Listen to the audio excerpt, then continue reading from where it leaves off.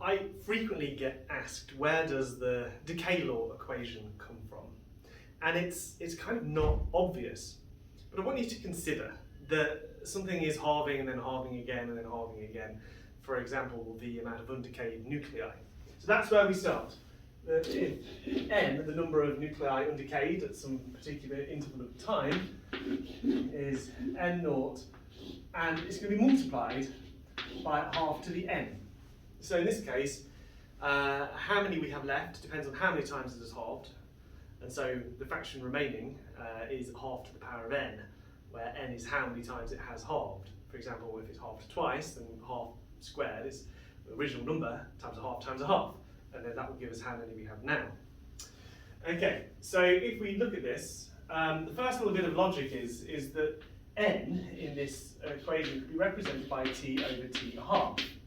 And this is not obvious to a lot of people, but trust me, it is. T half-life at time t. So if we consider this, that say t is equal to 2 hours and the half-life is equal to 0.5 hours, then how many times has it halved? Well, it's going to be 2 divided by 0.5 is equal to 4. It has halved 4 times, and so the n number has to equal how many times it has halved for a given time compared to its half-life. So that's a proof of that. And that means that we can substitute that into the formula above, like this, to the power of t over t a half. Right. The very next thing that we're going to do is we're going to introduce an exponential. We're going to raise this to the natural log. And what I mean by that is something like this. So we're going to put e to the power of ln a half. So e to the power of ln is the same as not doing anything at all. One operator cancels out the other. And so therefore it is actually allowed. That in brackets is still equal to t over t a half. So ln a half, well, if we follow the law of logs, ln a half is equal to ln1 minus ln2. And given that ln1 is equal to 0, then this whole ln half is equal to minus ln2. Okay, great. So we can swap that out. N equals n naught e to the negative ln2 over t half times t.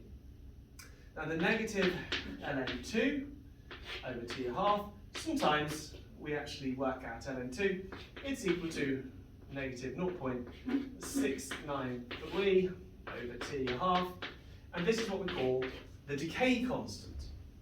So here we can straightforward substitute in n equals n naught e to the negative lambda t. There it is. That's how you derive it. Can we prove it? Is there a proof that we can do? Well, we can do a kind of numerical proof there. If you consider taking this formula here, that the number has gone down to 1 when originally it was 2, e to the negative lambda t. Then consider what has happened here. So divide both sides by 2 gives e to the negative lambda t. Take logs of both sides.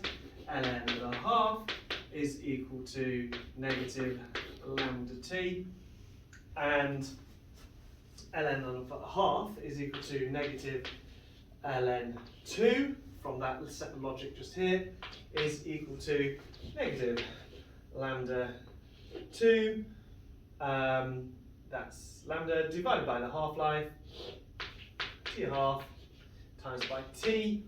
And so what situation would we have had it go from having original 2 down to 1? It's when t was equal to the half-life. T equal to the half-life. And so what you've got there is when this is equal to this, we've got this divided by the same number. And so t over t a half, when t is equal to t a half, is equal to 1. It means that minus ln2 is equal to minus ln2. So it's true. Everything on the left-hand side of this does equal everything on the right-hand side. Proof of concept. It's a tricky derivation, but I think it is really worthwhile in having a look at where this one comes from.